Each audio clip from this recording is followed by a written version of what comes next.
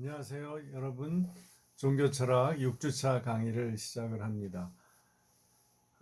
좋은 소식은 우리가 5월 4일부터 우리가 대면에서 강의를 할 수가 있게 됐습니다. 지금 코로나19 상황이 지금같이 계속 유지가 된다면 5월 4일 이후에 만날 수 있게 됩니다. 네, 그날이 올 때까지 2주 동안 사이버 강의 열심히 우리 들으면서 준비를 합시다. 6주차 2교시 시작을 합니다. 2교시는 이제 오늘부터 이 교재 웨인 그루뎀의 기독교 핵심 진리 20까지 이걸 가지고 하는데요. 2교시에는 1과 성경에 대해서 하고요. 성경이란 무엇인가? 그리고 2교시는 하나님은 어떤 분인가? 3교시는 삼일체란 무엇인가? 이렇게 세 장을 하겠습니다. 먼저 이제 서론적으로 교리에 대해서 정의를 하면 오늘부터 이제 기독교 교리를 여러분이 공부하는 겁니다. 그러니까 일종의 이제 신대원에서 조직신학이라는 과목으로 가르치는 내용을 아주 쉽게 요약해서 배우는 겁니다. 이것을 배우면서 기독교의 핵심 교리가 무엇인지를 알면서 동시에 그것을 종교철학적으로 검토해 보는 것이 우리 수업의 목표입니다.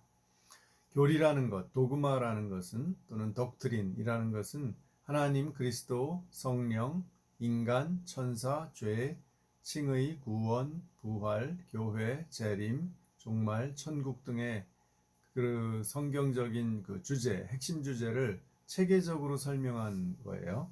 그러니까 이런 스타일의 학문이 이제 전통적인 아리스토텔레스가 이렇게 학문 분야를 나눈 것처럼 뭐 자연학, 형이상학, 윤리학, 정치학 이렇게 각 주제로 나눴는데 그런 방식으로 이렇게 성경의 중요한 핵심 진리를 주제별로 나눈 겁니다. 이 조직 신학 또는 교리라는 것이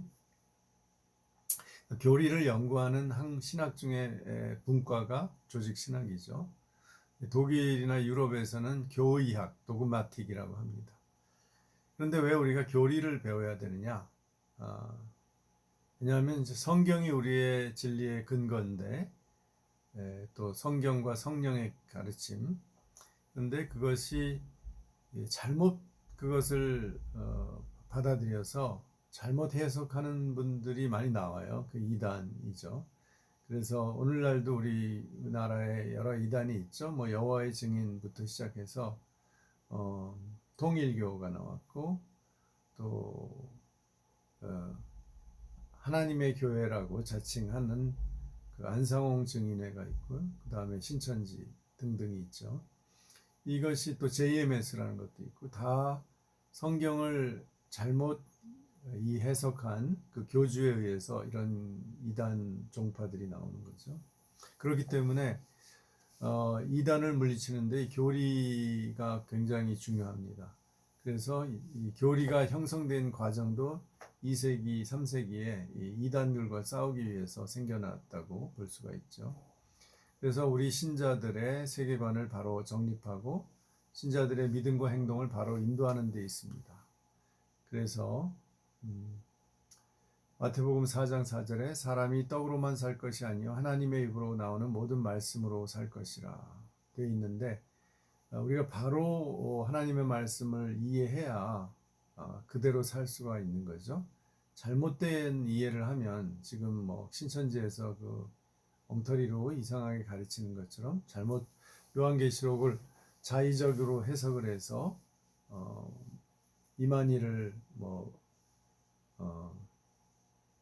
보혜사라고 하든지 이만희가 이긴 자다 이런 식으로 그 특정을 해서 가르치는 거 이런 거 다 엉터리 사이비 해석이죠. 이런 것들이 잘못됐다는 것을 알면은 거기에 어떤 유혹이 있어도 그것을 벗어날 수 있는 힘이 되는데 잘못 성경을 모르고 있다가 그런 왜곡된 해석들을 받아들이도록 계속 집요하게 가르치니까 넘어가는 거죠.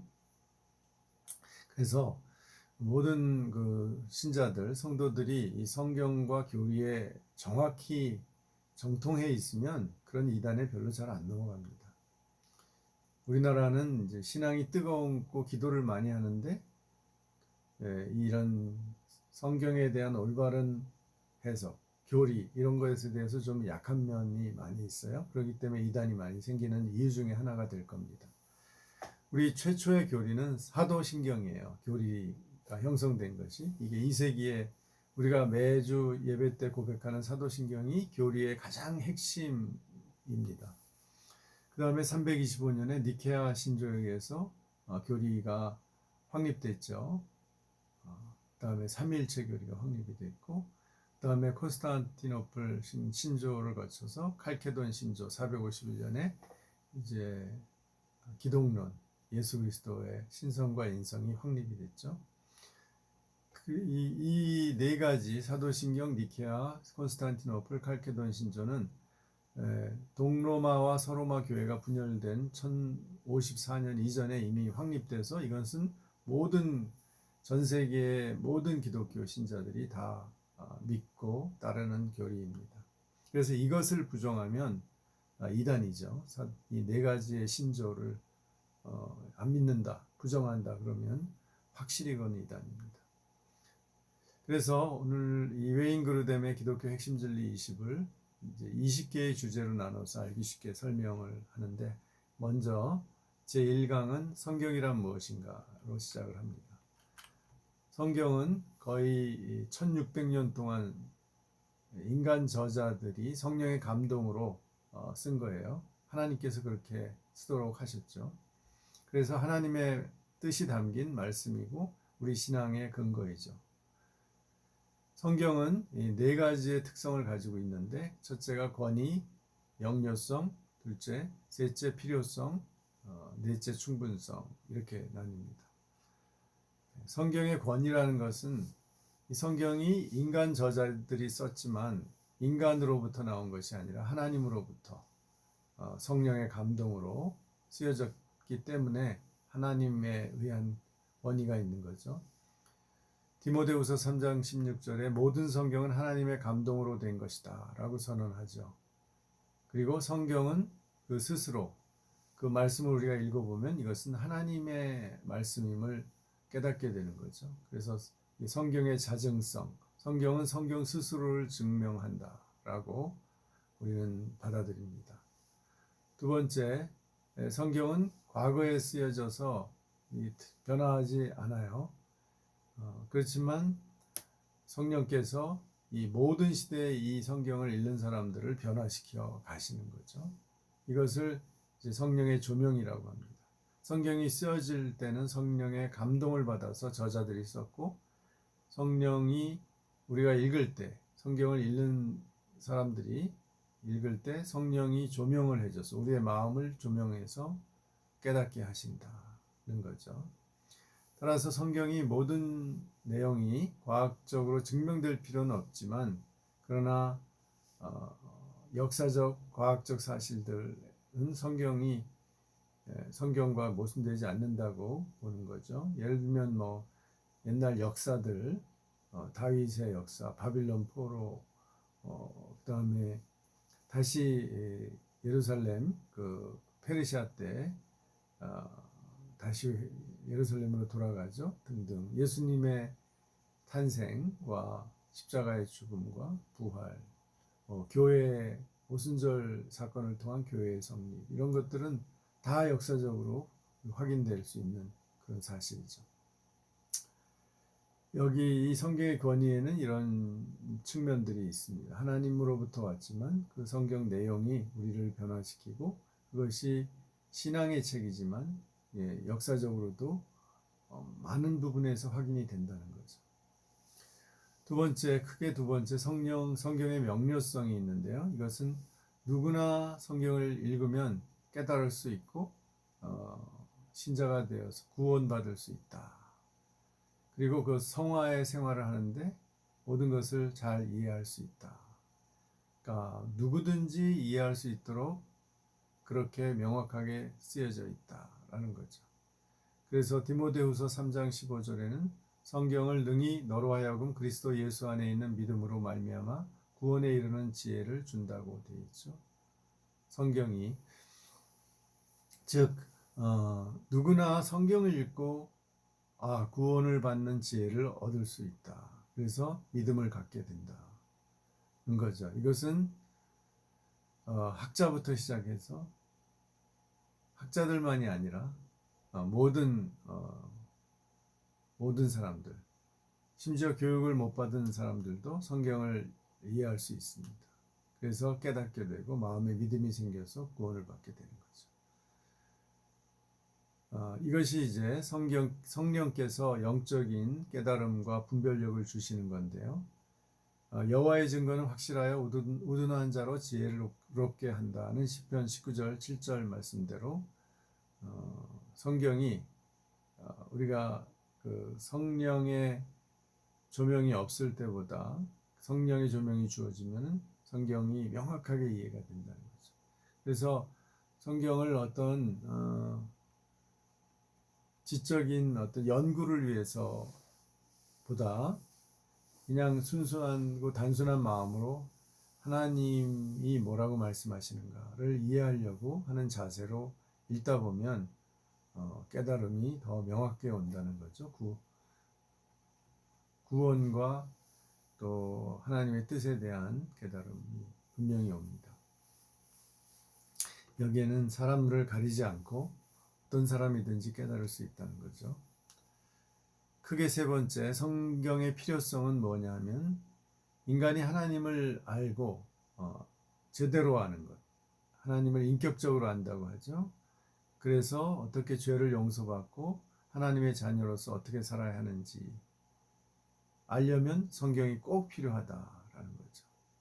그래서 마태복음 4장 4절에 신자는 떡으로만 살 것이 아니요 하나님의 입으로 나오는 모든 말씀으로 살도록 되어 있죠. 그래서 우리는 성경을 통해서 하나님의 말씀, 하나님의 모든 계명의 말씀을 따라 살게 되는 거죠.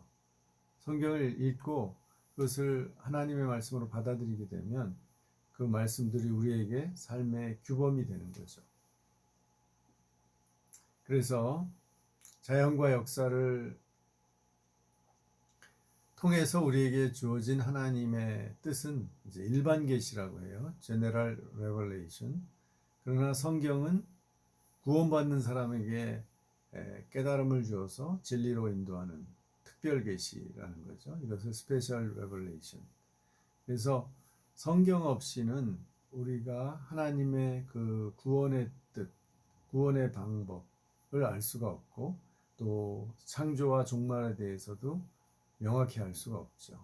일반 계시로만은 우리가 어느 정도 하나님이 있을 것 같다라든지 이 세상의 어떤 질서나 원리는 이런 것 같다라고 생각을 할 수 있지만 어떤 인간의 도리라든지 그렇지만 명확하게 하나님의 창조 그 다음에 예수 그리스도의 구원을 통해 영생을 얻는다라든지 이 세상에 반드시 그리스도의 재림과 종말이 있고 심판이 있다. 그리고 마침내 하나님의 나라가 이 땅에 임한다라는 것은 일반적으로는 우리가 알 수가 없죠. 이것을 특별 계시라고 합니다. 네 번째로 성경의 충분성은 하나님께서 성경을 통해서 신자가 구원받고 신앙적인 삶을 사는데 충분하다라는 거죠. 사실 다른 신학이나 주석들은 성경을 해설하고 설명한 것이지 성경 자체가 우리가 신앙생활하는데 기본적으로 충분하다는 거예요. 성경은 이 충분하다는 것은 세상의 모든 문제에 대해서 답을 직접 알려주지는 않아요. 예를 들면 운동하는 법, 자동차 만드는 법, 요즘 컴퓨터에 대한 지식 이런 거는 성경에 안 나와 있죠. 그러나 신자가 살아가는데 필요한 선한 일에 대한 지침을 주는 거죠. 우리가 어떻게 살아야 하는지, 또 무엇을 믿고 무엇을 믿지 말아야 되는 거지, 또 어떤 것이 가치 있는지 이런 것에 대한 지침, 또 어떻게 구원을 얻고 신앙생활을 해야 할지, 역사의 종말은 어떤지, 이런 것은 분명히 성경이 우리에게 제시해 주죠. 오히려 일반 사회에서 그런 걸 제시해 주지 못하죠. 잘. 그 다음에 이제 성경의 충분성 중에서 그 이제 아디아포라라는 게 있는데요. 아디아포라는 디아포라가 명확하게 규정이 되어 있다는 거예요. 그러나 아디아포라는 이제 부정으로 해서 명백하게 규정되지 않은 것이 있다는 거예요. 성경에. 예를 들면 일요일 날 몇 시에 예배를 드리는 것이 성경적인가? 이거는 안 나와 있죠. 그 다음에 커피를 마실 것인가? 영화관에 갈 것인가? 또 예를 들면 우상에게 바쳐진 고기를 먹을 것인가? 우리나라식으로 하면 소위 고사떡을 먹을 것인가? 이런 것들에 대해서는 명확하게 얘기를 안 해주죠. 또는 이제 사도 바울처럼 먹어도 좋다. 우상에게 바쳐진 고기는 먹어도 괜찮다. 하나님이 주신 거니까. 그러나 연약한 신자가 그것 때문에 내가 그것을 먹는 걸 보고 어떤 상처를 받는다든지 흔들린다면 나는 안 먹겠다. 이런 두 가지의 대답을 주는 거죠. 그러니까 커피를 마실 수도 있고 안 마실 수도 있는 거죠. 그건 너무 당연하지만 지금 옛날에는 영화관에 못 가게 했거든요. 아주 보수적인 교회에서는. 그러나 지금 그런 교회는 많지 않죠. 또 뭐 예를 들면 CCM 찬양할 때 그런 악기들을 예배당에다가 그것을 둘 수 있느냐, 또 예배당에서 그런 악기를 사용하면서 찬양을 할 수 있느냐 없냐 가지고 과거에는 굉장히 갈등이 있었죠. 그러나 지금 그걸 반대하는 사람들은 별로 없죠. 그냥 괜찮다. 하나님을 찬양하는데 어떤 악기든지 허용된다라는 겁니다. 왜냐하면 그런 악기를 명백하게 해라 하지 말라 이런 것은 없죠. 오늘날의 악기들이 성경에 안 나오니까. 다만 그 악기를 어떻게 사용하라는 가르침은 분명히 나오죠. 그래서 우리가 더 나아가서 이제 신학적으로 논란이 되는 문제들이 있습니다. 이렇게 일치가 안 되고 갈등이 있는, 해석의 갈등이 있는 문제들이 있습니다. 예를 들면 교회 제도의 문제가 있죠. 그래서 소위 감독제, 가톨릭 교회나 성공회가 하는 것처럼 감독제를 할 것이냐, 또 루터 교회도 감독이 있고요, 감리교회도 있네요. 그러고 보니까. 그런데 이제 그걸 부정하고 장로교는 장로제로 하는 거죠. 예를 들면 장로교회 목사도 장로의 한 사람입니다. 이런 또 그다음에 침례교는 아예 각 교회가 각자 이렇게 움직이는 거예요. 이렇게 뭐 노회라는 게 있는 게 아닙니다. 이런 여러 가지 교회 제도가 있는데 이것들이 어느 하나가 항상 옳다 이렇게 얘기하기는 어려운 것 같아요. 또 성만찬에 대한 해석도 다릅니다. 성찬식 할 때. 또 천년왕국의 뭐 전천년선, 설, 무천년설, 후천년설이 있죠. 그것도 일치된 견해는 없죠. 뭐 이러한 여러 교파마다 또 신앙마다 이런 해석이 공존하는 거죠. 이런 차이는 우리가 성경에 대해서 어떤 큰 틀 안에서 이 아까 말한 큰 교리, 우리 사도신경과 니케아, 칼케돈, 콘스탄티노플의 이런 성경 우리 교리의 정통 교리의 틀 안에서 어느 정도의 해석의 차이를 이제 허용을 하는 거죠. 따라서 이런 해석을 내가 하나의 해석을 확실하다고 믿는다고 해서 상대방의 해석은 다 틀렸다 이렇게 얘기하는 것은 좀 교만한 태도고 겸손하고 우리가 신중한 태도를 갖는 것이 바람직하다. 왜냐하면 그런 예를 들면 뭐 천년왕국에 대한 해석이 다르다 할지라도 우리는 다 그리스도의 같은 교회 안에 속해 있고 형제 자매로서 살기 때문에 서로를 존중해야 하는 거죠. 오늘 이제 이 교시는 여기까지 그럼 하겠습니다. 감사합니다.